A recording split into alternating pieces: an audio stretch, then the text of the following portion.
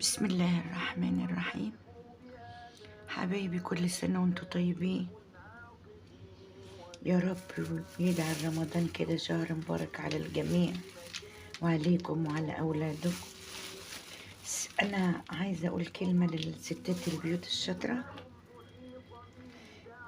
هاتي بقى التمر بتاعك عشان الستات الموظفة، الستات اللي هتشغل في قراءة القرآن، الستات اللي هتبقى جاية من شغلها متأخرة على الأكل، على الطبيخ، على أهم حاجة قراءة القرآن.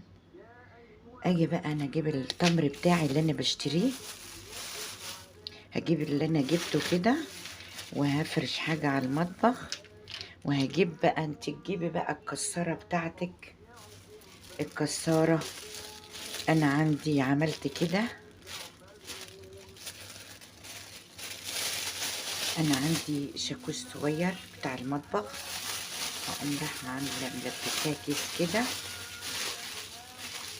حبايبي البنوتات الصغيرة الموظفين، معلش أسفة على صوتي. هو فاضل أيام قليلة على الشهر الكريم، هتبقي مشغولة في قراءة القرآن، هتبقي مشغولة في أعمال المطبخ، هتبقي جاية من شغلك موظفة وجاية من شغلك متأخرة. هجيب التمر بتاعي وأكسره وجهزه وأحطه في أكياس، في علبة، في التلاجة، أخد منه على الجاهز. أجيب البتاع بتاعتي، البلحة بتاعتي كده،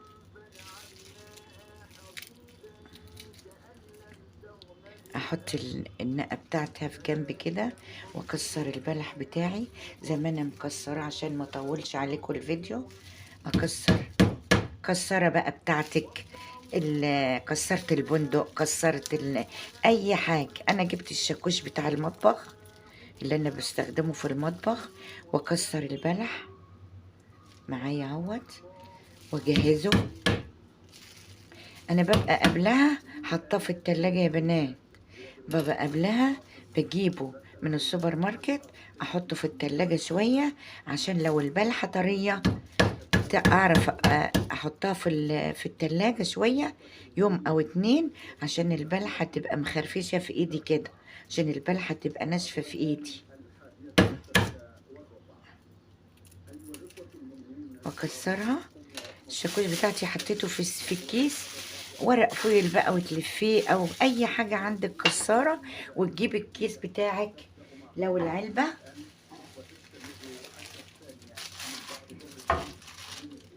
هجيب كيس التلاجة يا بنات، اي حاجة الجيش بيقولك اتصرفي، اي حاجة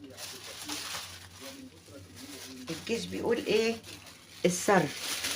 اجيب كيس التلاجة واحط فيه البلح بتاعي، تجهزيه بقى، الزبيب، جوز الهند، اللي انتي كله عايزة تعمليه على الخشاف.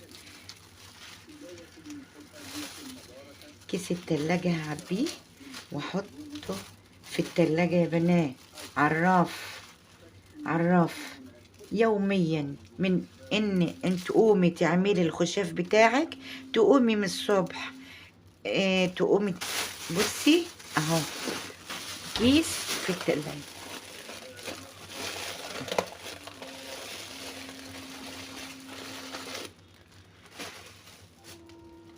وتلفيه وتحطيه في التلاجة، يبقى عندك جاهز للي انت تعملي الخشاف على طول. الزبيب، جوز الهند، كوني مجهزة، وتيجي من شغلك، تيجي من بعد قراءة القرآن، تيجي تبقي مشغولة في قراءة القرآن، تكسري وتحطيه في التلاجة. وانا قلت اعرف حبايبي الحلوين عشان يبقى كل حاجة جاهزة عندك. ادي البلح وادي الكسارة وادي البلح اهوت، وكسري وحطي في التلاجة في الكيس، وعلبة، تلاجة، كيس، حطي في اي حاجة، برطمان، وتحطي في التلاجة. وكل سنة وانتم طيبين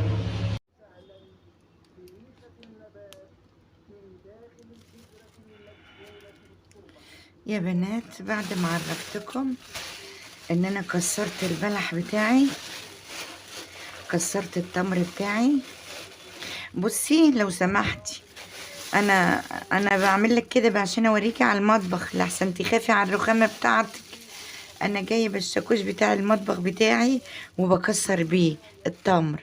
انتي بقى حطي افرشي مفرش على الترابيزه بتاعتك، افرشي مفرش على حاجه، بس خلي بالك من الرخام، خلي بالك من الرخامه لا تتكسر.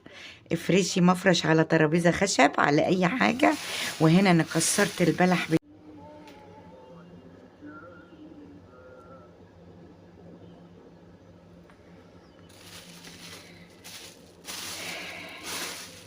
يا بنات، بعد ما قلت لكم على ان انا جبت الشاكوش بتاعي اللي انا كسرت بيه البلح اهو، بقوم انا لفاه.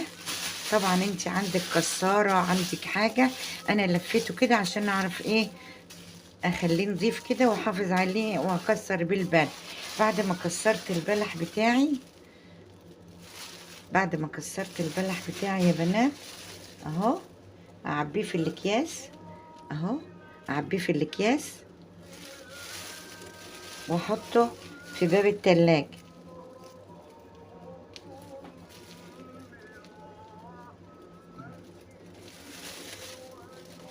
احطه في باب التلاجة كده. بعد ما كسرت البلح قومي بقى اشجعي وهاتي التمر بتاعك اللي انت اشتريتيه اهو كده، احطه في باب التلاجة، احط عليه الزبيب جوز الهند، اخلي الزبيب لوحده وجوز الهند لوحده، واجهز الخشاف بتاعي واخليه جاهز في التلاجة. تيجي من شغلك، تيجي بتقري قرآن، تبقى مشغولة في قراءة القرآن، تجهزي الخشاف بتاعك وتلاقيه جاهز. وانا عملت اهو بالشاكوش، يعني مجيش بقول السر اهو، الشاكوش اهو لفيته اهو، لفيته وعملت به كسرت به الخشاف بتاعي التمر بتاعي. قومي بقى كده شجعي وكسري عشان يبقى الخشاف بتاعك جاهز. تقومي الصبح ان شاء الله تبلي الخشاف بتاعك على طول وحطيه في باب التلاجة.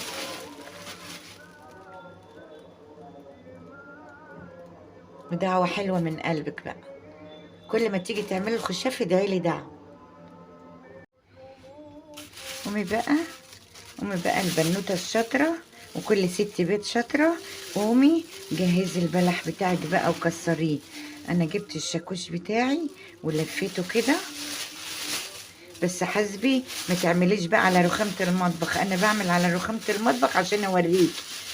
اعملي انتي بقى على ترابيزة خشب وفرشي مفرش وكسري البلح بتاعك.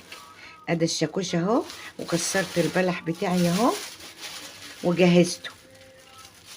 قومي بقى اشجعي كده وكسري البلح بتاعك وحطيه في كيس من بتاع التلاجة او في علبة في باب التلاجة، وخلي الخشاف بتاعك جاهز تاخدي منه وتبلي على طول.